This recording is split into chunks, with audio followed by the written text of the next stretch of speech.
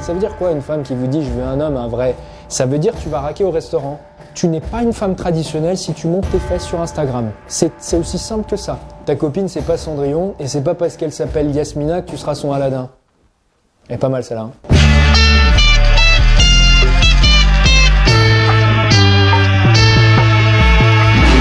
Je suis tombé hier soir sur l'histoire de GameX13 avec son ex-femme. Alors, j'ai l'impression que GameX13 il a un petit peu une vie épopée. Nous, on va juste zoomer sur l'histoire avec son ex-femme qui fait pas mal de bruit en ce moment.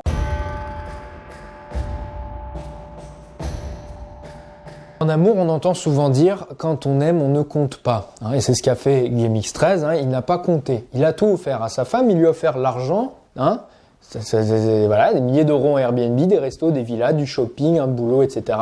Il lui a offert un boulot au sein de sa boîte. Il lui a offert des kilomètres de trajet pour aller la voir et lui faciliter la vie.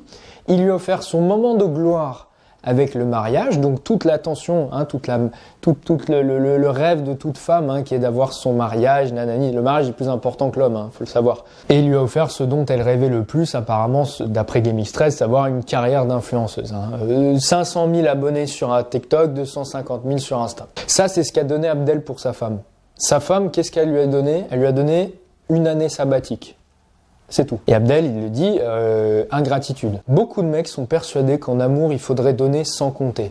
Et après, ils viennent pleurer parce qu'ils disent j'ai tout donné, ingratitude, je lui ai tout donné, j'ai rien eu en retour. Elle m'a quitté, je lui ai tout donné pourtant. Mais les gars, mais il y a une question très simple à vous poser tout au long de la relation, c'est qu'est-ce qu'elle fait pour toi? L'amour, comme n'importe quel domaine, comme n'importe quelle dimension sociale, doit être soumis à une règle, c'est la réciprocité. C'est ce qui fait la base de l'humanité. C'est ce sur quoi notre civilisation est fondée depuis des centaines de milliers d'années. C'est comme ça que ça fonctionne au travail, avec les amis. Pourquoi est-ce que ça ne serait pas le cas avec les femmes en amour? Souvent, quand les gens parlent d'amour, ils ont un air un peu rêveur, un peu doux, un peu, voilà, des étoiles dans les yeux, et puis ils vont vous dire, voilà, l'aspirationnel, c'est bon, t'en as pas besoin, l'amour c'est beau, c'est noble. Il faudrait, voilà, donner sans compter. On ne compte plus en amour. Mais en amour, c'est le moment où il faut le plus compter parce que c'est le moment où on est le plus vulnérable. Parce que quand on est amoureux, on a le cerveau d'un drogué. On est dans une forme d'addiction.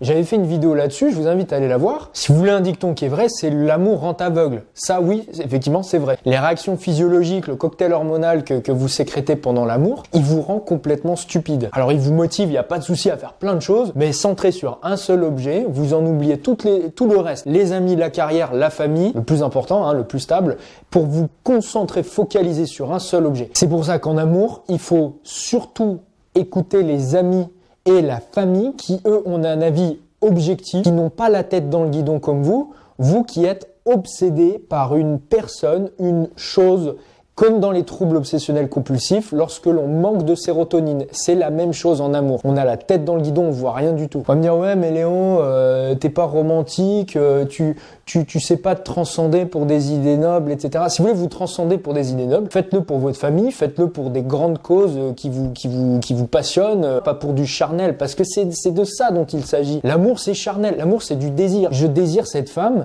parce qu'elle est belle et qu'elle est jolie. C'est de la discrimination. Il n'y a pas plus égoïste et discriminant que l'amour. Alors pourquoi devrais-je me comporter de manière noble en amour?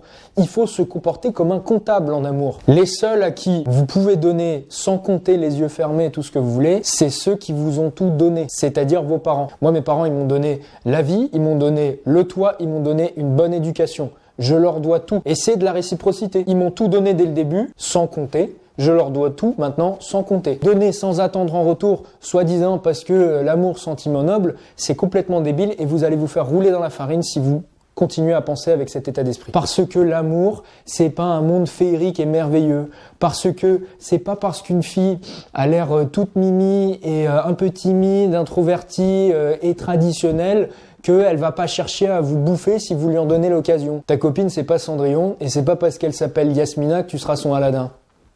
Elle est pas mal celle-là. Nous les mecs, mais comme les filles, on a grandi avec les Disney. Y a pas que les nanas qui ont vu Cendrillon, Princesse Belle au bois dormant, etc. Donc nous, Les filles ont eu des mythes dans la tête, c'est vrai, mais les garçons ont eu des mythes comme quoi les femmes seraient des princesses, si elles sont traditionnelles, elles sont pures et elles ont que des intentions nobles, etc.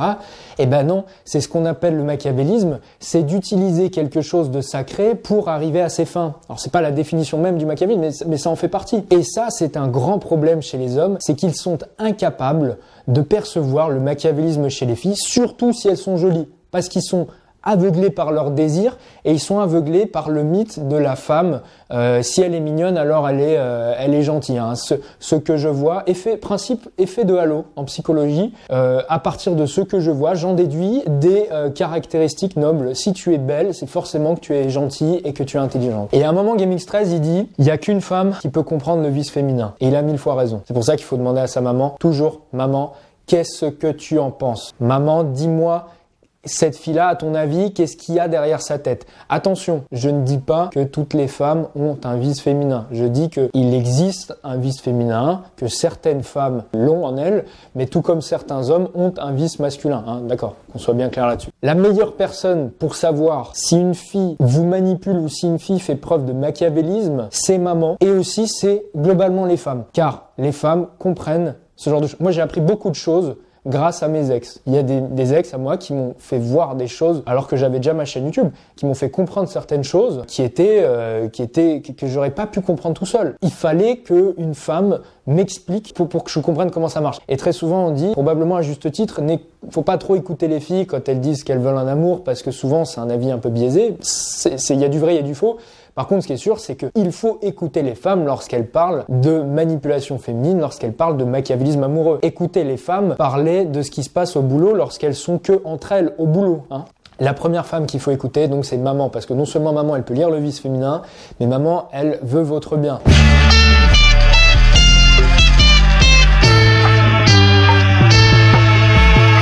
Et donc ce machiavélisme féminin, il peut aller très loin en amour, jusqu'à utiliser la tradition ou la religion pour obtenir des intérêts matériels, charnels, de l'attention, de l'admiration, de la monétisation, ce que vous voulez. Et ça, les mecs le voient pas. Les femmes le voient, les mamans le voient, les mecs le voient pas. Combien de mecs j'ai entendu me dire « Ouais, mais tu comprends pas Léo, cette femme-là, elle est différente, c'est une fille traditionnelle, il faut du coup que je fasse les choses bien, etc. Je la respecte. » Parce que tu respectes pas les autres femmes. Attention, là je parle pas de Yasmina parce que je connais pas toute sa vie, je connais ce que j'ai vu sur internet. Je parle ici de femmes que moi j'ai connues. J'ai connu des femmes qui utilisaient le sacré comme un prétexte pour obtenir l'attention des hommes et pour les pousser à s'investir encore plus. La femme traditionnelle, c'est un peu la femme sacrée. Du coup, on va se battre, on va se sacrifier pour obtenir quelque chose de sa part. En fait, une femme traditionnelle, c'est une manière de gonfler sa valeur sur le marché de l'amour. Et c'est une manière d'inverser la tendance pour que toi, le mec, tu te sacrifies pour obtenir quelque chose de sa part. Hein? Donc les filles qui vous disent « Moi, je veux un homme, un vrai », ça veut dire quoi une femme qui vous dit « Je veux un homme, un vrai » ? Ça veut dire tu vas raquer au restaurant. Ça veut dire tu vas m'inviter à l'hôtel. Ça veut dire tu vas poser des choses sur la table, hein, de l'argent, de l'investissement, de l'attention, de l'énergie, parce que moi, je suis au-dessus. Moi, je suis sacré. Tu vas te sacrifier pour obtenir le Saint Graal, le trésor que je représente, la perle rare, ce que vous voulez. Je vous le dis sincèrement, la femme traditionnelle, aujourd'hui en France, en Occident, je n'y crois pas une seule seconde. C'est un prétexte bidon pour faire tomber des pigeons, pour les faire raquer. Pas forcément en termes d'argent, mais en termes d'attention, de ce que vous voulez. Tu es une femme traditionnelle, très bien. Dans ces cas-là, on va vivre dans une chaumière, on ira à l'église tous les dimanches matins et t'as pas de réseaux sociaux. Tu n'es pas une femme traditionnelle si tu montes tes fesses sur Instagram. Moi, je me méfie quand j'entends une fille me dire moi, je mérite un homme, un vrai, moi, je veux un mec, un vrai mec, moi, il faut qu'on me traite comme une princesse parce que je suis une femme traditionnelle. Ok, donc ça, c'est toi ce que tu veux, mais toi, t'apportes quoi sur la table, en fait? C'est du marketing, c'est du machiavélisme amoureux. On utilise le sacré pour pousser, influencer les individus ou les masses à penser d'une certaine manière.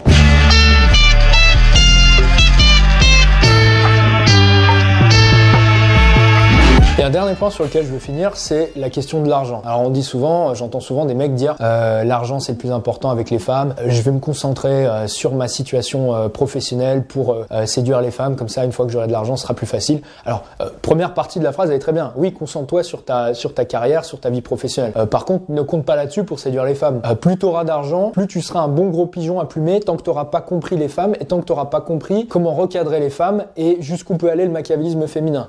Hein, plus t'es gros, plus t'as de probabilité de te faire plumer. Et ça fait 3 ans que je le répète. Le liquide ne fait pas mouiller les femmes. Le liquide intéresse les femmes, mais il ne les attire pas. C'est pas ça qui va la faire mouiller au lit. Donc non seulement l'argent ne vous rend pas plus séduisant, contrairement à la popularité, qui vous rend en soi plus séduisant, vous êtes plus beau, vous êtes plus charismatique lorsque vous avez 1 million d'abonnés que lorsque vous avez 1000 abonnés. Non seulement l'argent vous rend pas plus séduisant, mais il vous rend plus vulnérable. C'est pourquoi le conseil que je vous donne ici, si vous avez de l'argent, n'en parlez pas. Plus on a d'argent en amour, plus on le cache. On ne le dit pas. Ça rentre pas dans le truc. Sinon, comment vous voulez savoir si la fille elle est attirée par vous ou intéressée par ce que votre argent peut lui offrir? Et c'est pas pour rien que des mecs comme Conor McGregor sont restés avec la femme avec qui ils étaient avant de devenir connus et riches. En conclusion, écoutez, GameX13, t'as tout mon soutien, courage à toi.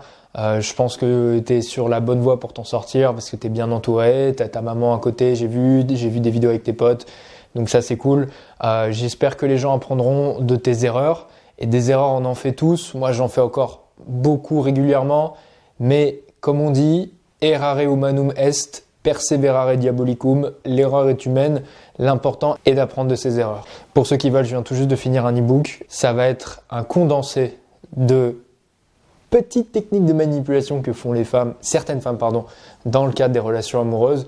Notamment les tests psychologiques. J'en avais déjà parlé dans la vidéo avec Brigitte Bardot. Donc si ça vous intéresse, vous pouvez aller voir, c'est en barre de description. Et pour ceux qui veulent rester sur du contenu gratuit, vous verrez, il y a aussi le lien vers la Gazette Philogine où je vous donne plein d'infos sur la séduction et la psychologie. Je vous souhaite une bonne journée, à bientôt.